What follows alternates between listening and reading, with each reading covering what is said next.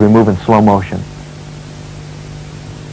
The head stays one level, the shoulders glide as the body moves across the grass using the side stealth run.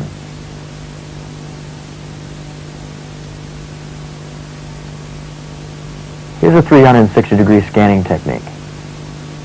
It ends in a squat. After he's checked the area, he can move on. Let's take a better look at that.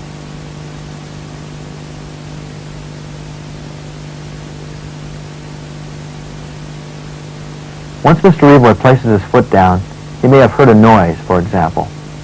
So, instead of turning wildly to each direction to check, he pivots on the balls of the feet and slowly scans the entire area. Once he reaches a complete peak, he'll bend the leg and lower his body. He can repeat the process going the other direction, as shown here, or he can change directions. In this case, he's going to continue on the path he started from.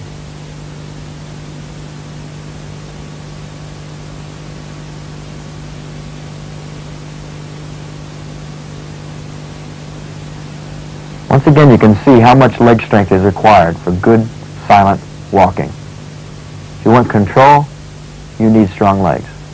Here's a ball-up technique that Mr. Revoy is demonstrating. Now, of course, if this was done at night or at dusk, when he did the ball technique, you would never see him. He would just look like a clump or a shadow.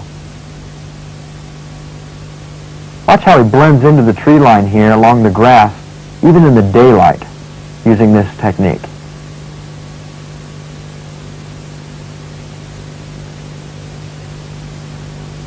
When we back up, you're not sure if it's a body or not. Starting from a low stance, advancing forward, and squatting. He can easily spring up to his feet again. Squat, and back up to the feet. Remember that movement catches the eyes of the opponent. So a lot of times, it's best just to freeze or to drop than it is to continue to move, especially at night.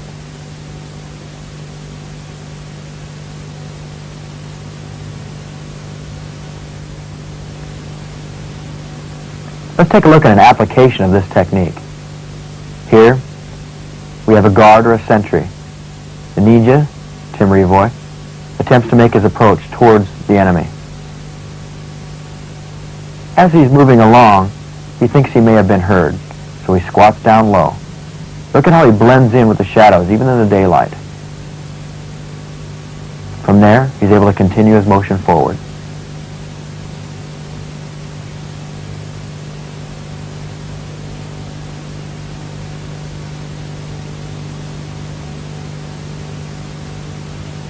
Take another look.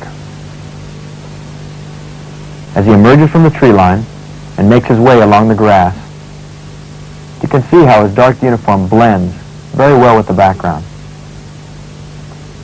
The key to invisibility and good stealth is relaxation and a natural blending with the surroundings. If it's jungle, you should be dressed for it. If it's city or buildings, you should be dressed appropriately.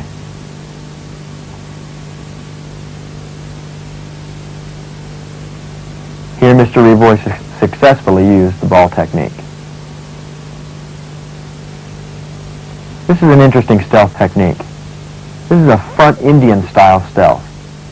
By placing the hands on the knees, the ninja can support his body weight as he advances forward. The tips of the toes should touch first, followed by the ball of foot and the heel. That can be reversed as well. The heel, the ball of foot, and the toes. Here's an example. The foot is softly placed down. The head stays one level. This is very good for climbing stairs and hills, advancing upward. Here's a close-up of the footwork.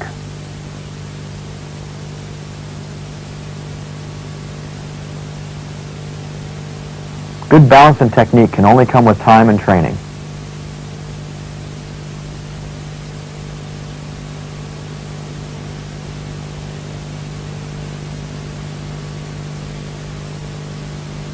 Here's an application of that frontal stealth motion. This is a very good position to be in because he's in a fighting stance almost as he applies the frontal stealth. He's ready for movement, escape, attack, or whatever's necessary.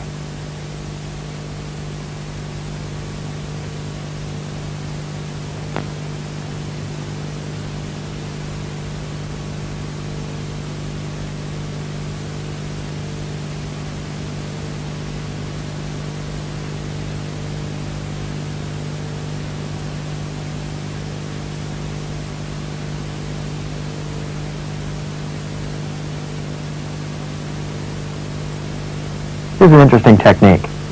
I call this the high grass walking technique. This takes a lot of coordination and balance. The idea is, if you were walking in high grass, you would want to pick your feet up, bring your foot over the top of the grass, and slice it down into the grass as you advance. Obviously, a forward walking type motion would make a lot of noise. But in high grass, if you want to be silent, oftentimes it's necessary to do this very technique.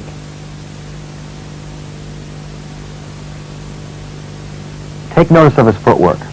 The edge of the feet kind of cut down through the grass as he places it down on the ground. The foot is raised high and dropped down into the grass.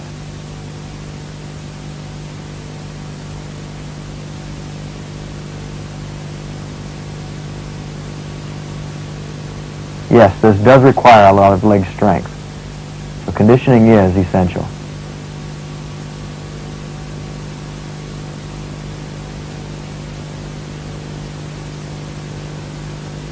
These techniques should be practiced daily, or as often as possible, to strengthen the legs and to develop the skills of stealth. Here you can see Mr. Evoy using this technique in the high grass.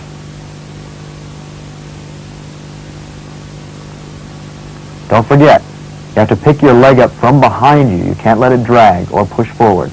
Pick it directly up and out of the grass, and then advance forward.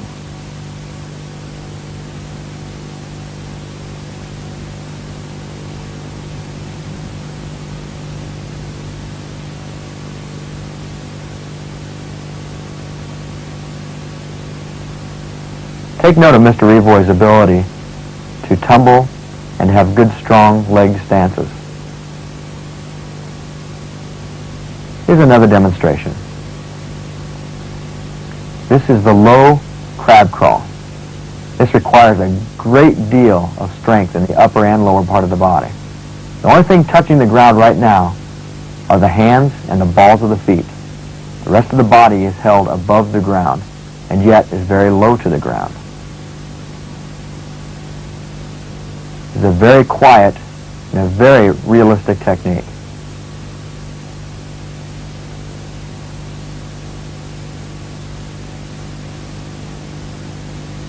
As you see, he can easily disappear into the tree line there. Now, when it is not possible to do this crab crawl, you could do a belly crawl as a substitute, but it will definitely make more noise. As you see, he almost moves like a cat as he moves forward.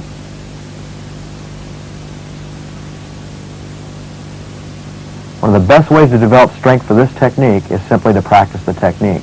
However, push-ups, pull-ups will help you to be able to support your own body weight, which is necessary to be able to apply this technique efficiently.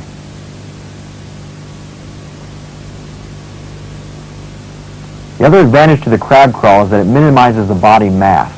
There's not so much of the person showing, and in the application of combat, that can be very important. Take a look as Mr. Evoy makes his approach.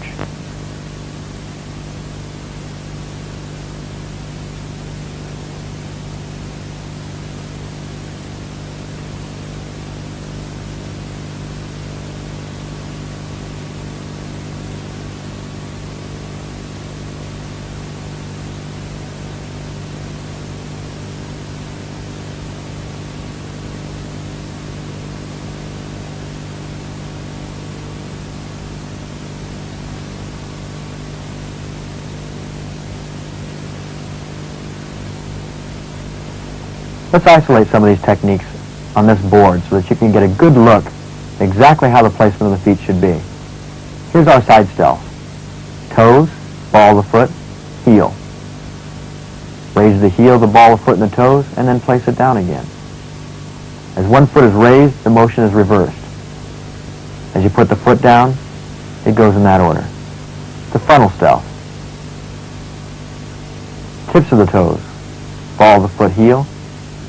The heel is raised, the ball of the foot is raised, and the toes. Then you place them down again. Continue that motion.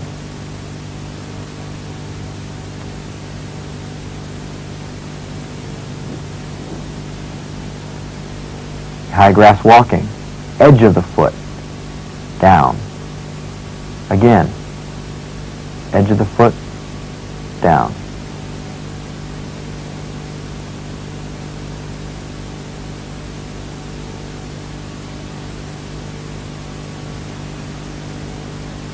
The step behind squat. As Mr. Revoy balls up.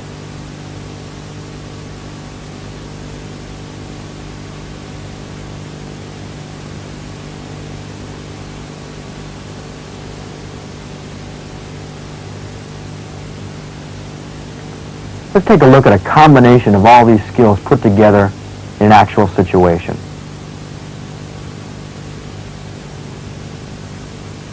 Let's say there's a guard on that end of the building, and Mr. Revoy needs to get it from the back of the building up to the front of the building. What kind of techniques could he use? And what if he needed to check that window up on top of that balcony? How would he go about doing that? Let's take a look at some of the techniques he might use.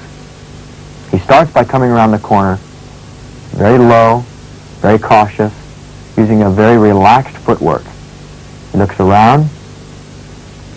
He sees the difficulty of climbing that post. So he uses his natural surroundings to help him. Places this log up against the post. Makes sure that it's solid. Checks the area and backs up. From this position, he can make a run and spring right up the board onto the post. Here he goes. Very quietly and very controlled. Once he gets that far, he can carefully glide his body close to the target and make his way up on top of the balcony. He lowers himself down very quietly. He could use this as a hiding place, or if he needed to check in that window, he would do so. He can very easily blend with the surroundings.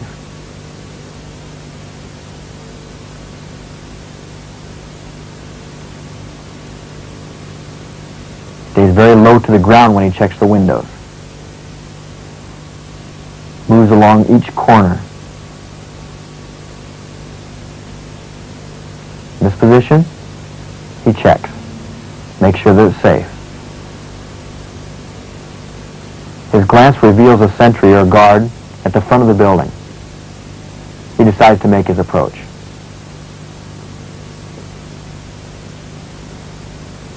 When the timing is correct, he glides his body over the edge of the balcony.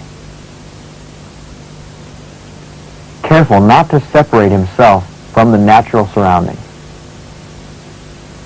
The idea is to consume anything that you're climbing, or anything that you're working with or moving with. He lowers his body down very quietly and carefully. Back down the post.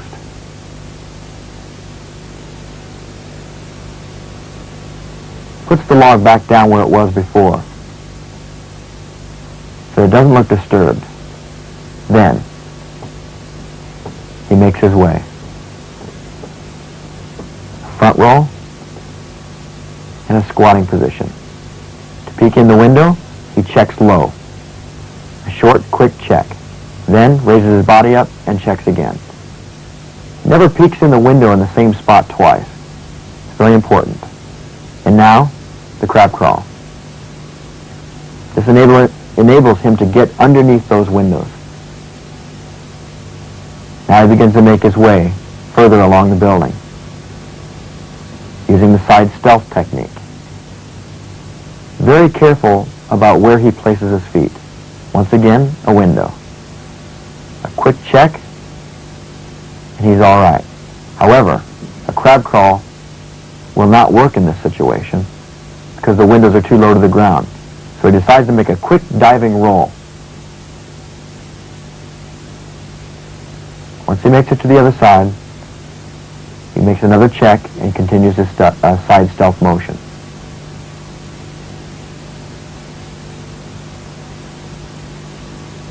Now it has to be a front stealth because of the low ceiling. Side stealth becomes impractical at this point. Once again, he balls up.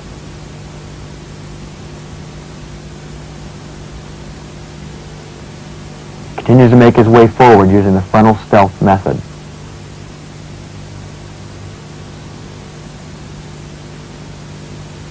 Always careful to double check after each few steps. Back down to the belly. Here he works the crab crawl. Because of the dry leaves and sticks, he's very careful about where he places his hands and feet. There's always a possibility of noise, but he has to minimize it as best as he can. A quick peek around the corner. And now he can continue. Finally, he's made his way up to the corner.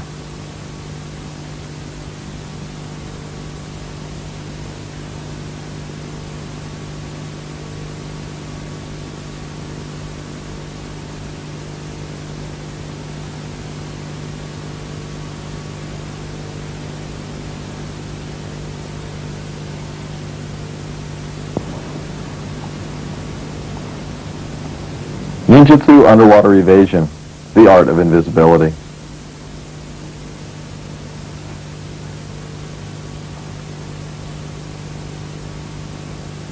Let me explain the basic stealth principle involved with entering the water. First, approach the water's edge.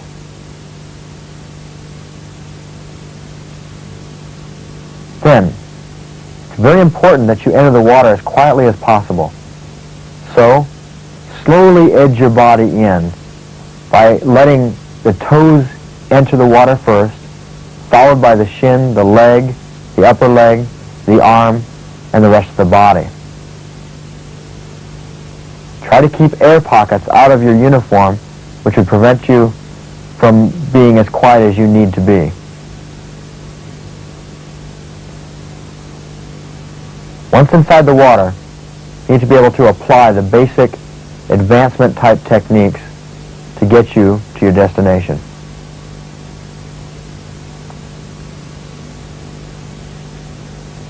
Move through the water as naturally and quietly as possible. Keep your eyes fixed on the direction you're moving, but be sharp and aware of everything that's around you.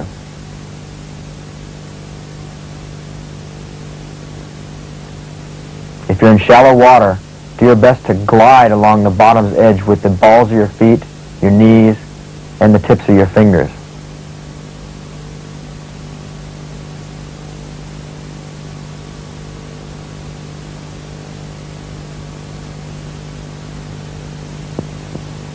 Let me show you the proper technique for breathing through a tube. Usually, I place the rod or the breathing tube in between the fingers, as shown here. I then use the thumb and index finger to pinch the nose. The palm of my hand covers my mouth, and I've created a seal.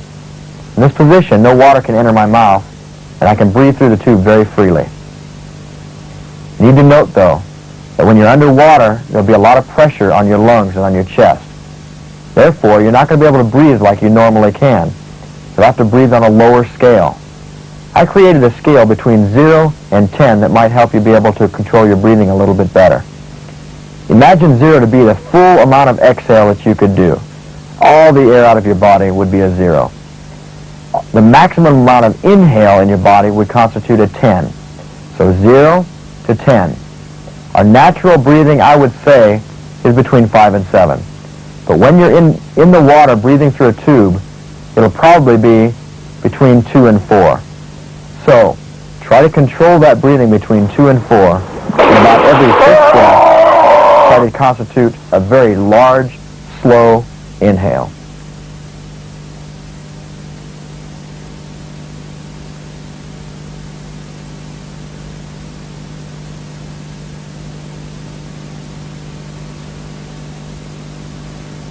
This is a basic technique for traveling in shallow water along a river's edge or along a bank.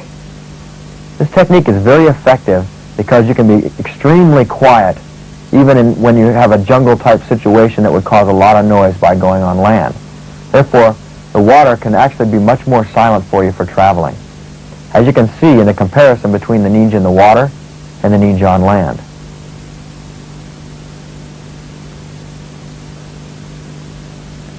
The water ninja glides through the water on his hands and knees, blending and flowing, not to cause any splashes. You can easily keep an eye on the other ninja.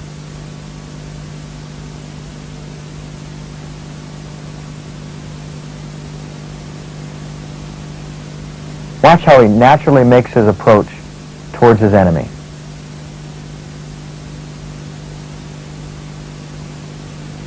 When exiting the water, he makes sure to stay very close to the bank, very low to the ground. This will minimize the sound and will help him to be able to get out of the water much more quietly.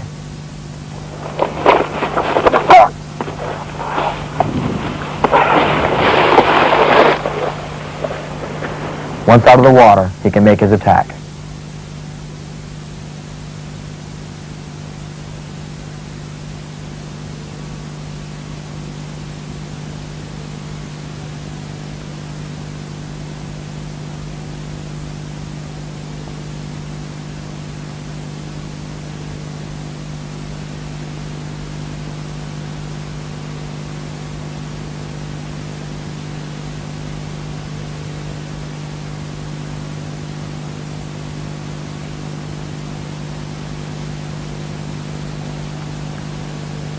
The ninja can use all the natural surroundings to his advantage.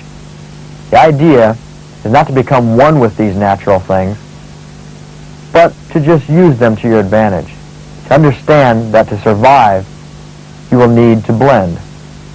In this situation, the ninja uses a log to hide behind and also to aid him in his camouflage in moving across the water.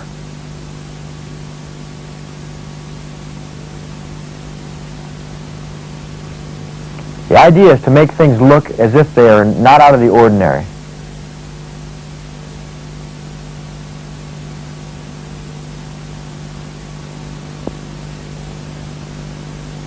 One of the best weapons that you have when applying stealth techniques such as this one in the water is to just have a sharp mind.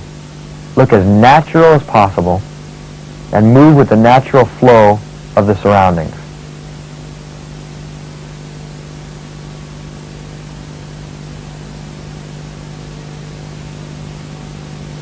The idea is to make an advancement without mustering up the surroundings.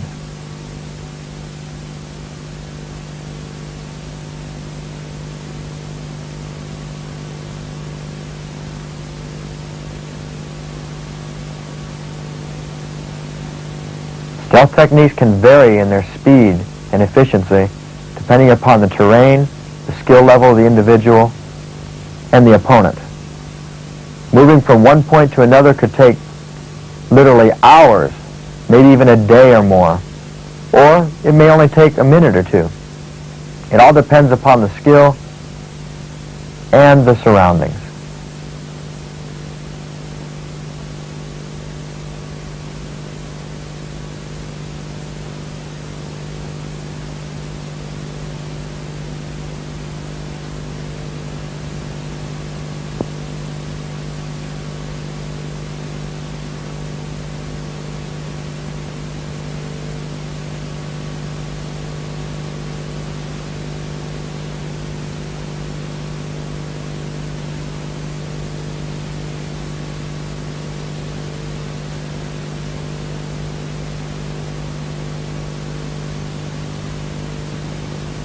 Let me break down some of these breathing techniques for you a little bit better.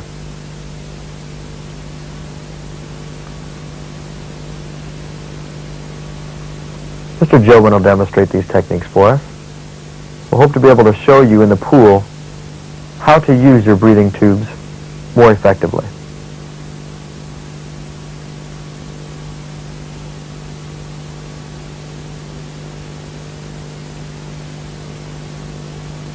All right.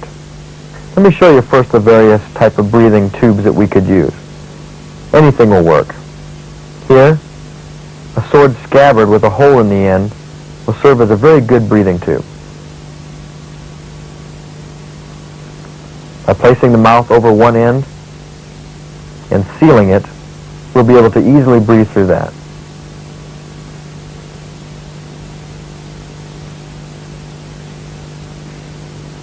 Here's a small blowgun that could be converted into a breathing tube. This particular one is made with metal and is wrapped with camouflage paint. Here's the cupping position. The breathing straw or tube is placed between the fingers, and the index finger and the thumb pinches the nose as the palm of the hand cups the mouth. Once again, this creates a seal so that he can breathe through the tube without water entering into the mouth.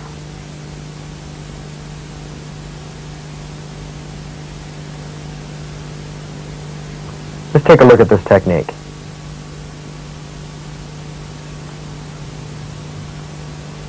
Here you can see how Mr. Jobin demonstrates this breathing technique. No water is entering the mouth. He waves the left hand in a back and forth motion to help hold him underneath the water. Now don't forget, the more oxygen you have in your lungs, the greater tendency you're going to have to float to the top. Therefore, think in terms of that scale that I discussed. Try to breathe between 2 and 4 in that range. Maybe do it 3 or 4 times. On the 5th one, do a slow inhale all the way to 10 and exhale back down and continue the process.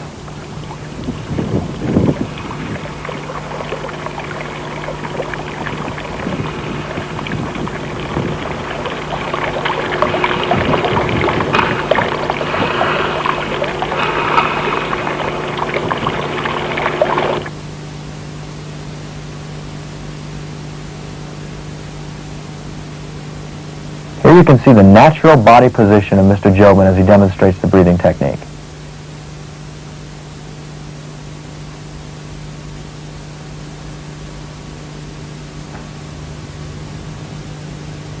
Let me show you the technique that we will use by applying the scabbard as a breathing tube. The mouth goes over the scabbard, and the palm of the hand holds the scabbard in place.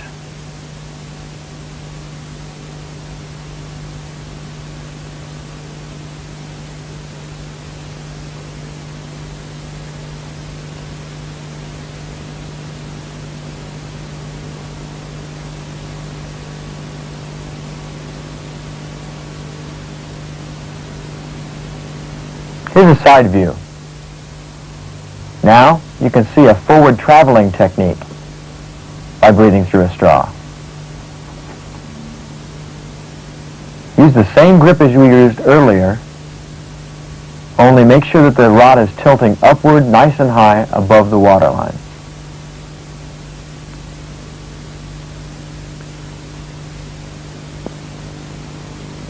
Camouflage techniques. The art of invisibility.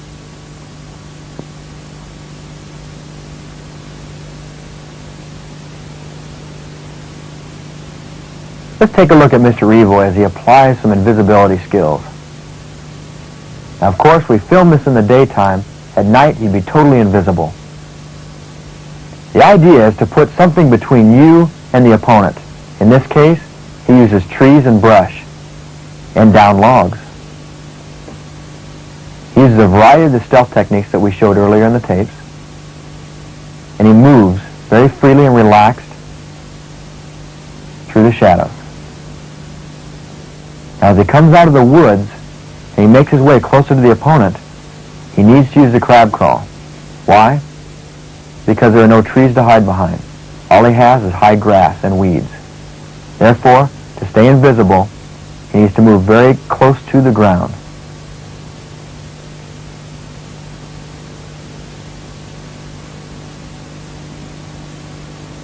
Notice how he keeps his body very